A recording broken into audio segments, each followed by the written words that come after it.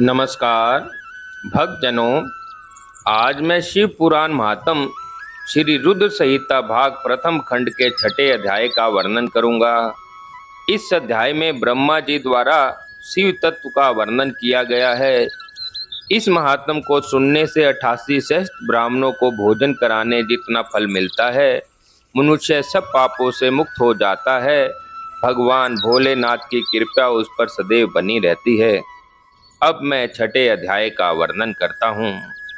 ब्रह्मा जी ने कहा, हे नारद, तुम सदैव जगत के उपकार में लगे रहते हो। तुमने जगत के लोगों के हित के लिए बहुत उत्तम बात पूछी है, जिसके सुनने से मनुष्य के सब जन्मों के पापों का नाश हो जाता है।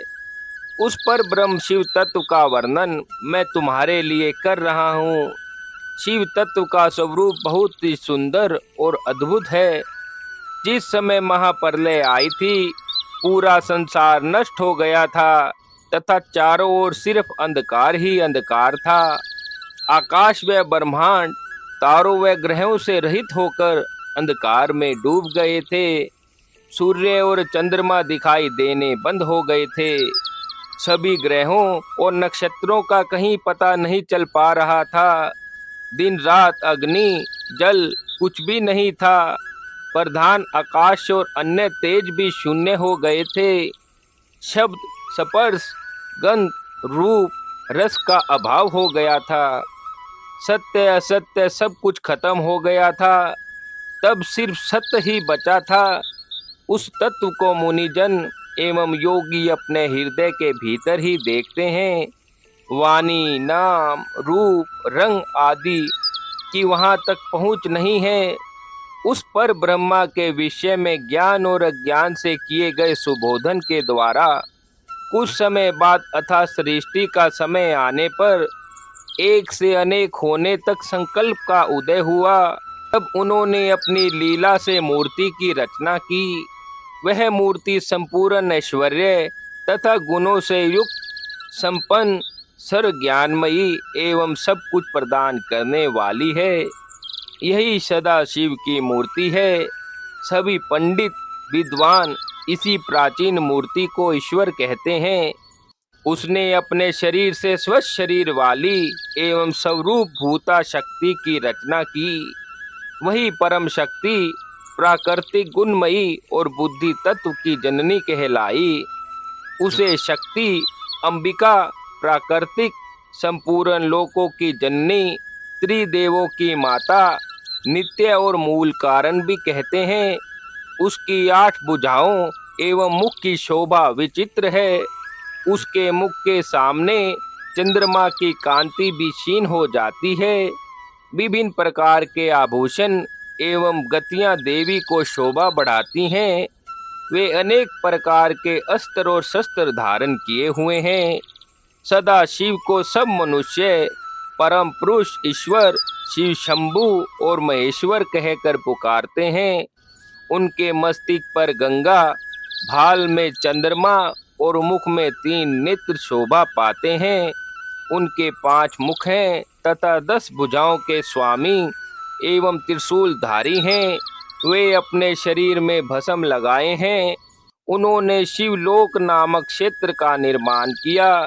यह परम पावन स्थान काशी के नाम से जाना जाता है। यह परम मोक्षदायक स्थान है। इस क्षेत्र में परमानंद रूप शिव पार्वती सहित निवास करते हैं।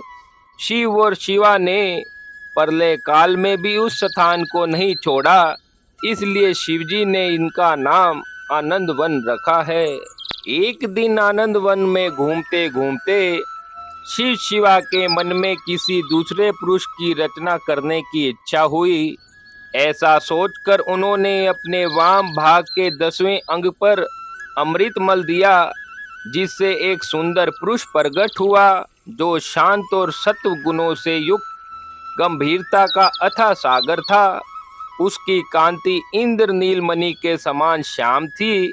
उसका पूरा शरीर दिव्य शोभा से चमक रहा था तथा नेत्र कमल के समान थे। उसने हाथ जोड़कर भगवान शिव और शिवा को प्रणाम किया तथा प्रार्थना की कि मेरा नाम निश्चित कीजिए। यह सुनकर भगवान शिव हंसकर बोले कि सर्वत्र व्यापक होने से तुम्हारा नाम विष्णु होगा। तुम भक्तों को सुख देने वाले होगे। तुम यही स्थिर रहकर तप करो, वही सब कार्यों का साधन है। ऐसा कहकर शिवजी ने उन्हें ज्ञान प्रदान किया तथा वहां से अंतर ध्यान हो गए। तब विष्णु ने 12 वर्षों तक वहां दिव्य तप किया। तपस्या के कारण उनके शरीर से अनेक जल धाराएं निकलने लगी। उस जल से सारा सूना आकाश व्याप्त हो गया। वह ब्रह्म स्वरूप जल अपने स्पर्श मात्र से ही पापों का नाश करने वाला था। उस जल में भगवान विष्णु ने स्वयं शयन किया। नार अर्थात जल में निवास करने के कारण ही वे नारायण कहलाए। तभी से उन महात्माओं से सब तत्वों की उत्पत्ति हुई। पहले प्राकृतिक से महान और उससे 3 गुण उत्पन्न हुए तथा उनसे अहंकार उत्पन्न हुआ। उससे शब्द, स्पर्श, रूप, रस और गंध एवं 5 भूत प्रकट हुए। उनसे ज्ञानेंद्रियां एवं कर्मेंद्रियां बनी। उस समय एकाकार करके 24 तत्व प्राकृतिक से प्रकट हुए एवं उनको ग्रहण करके परम पुरुष नारायण भगवान शिव जी की इच्छा से जल में सो गए।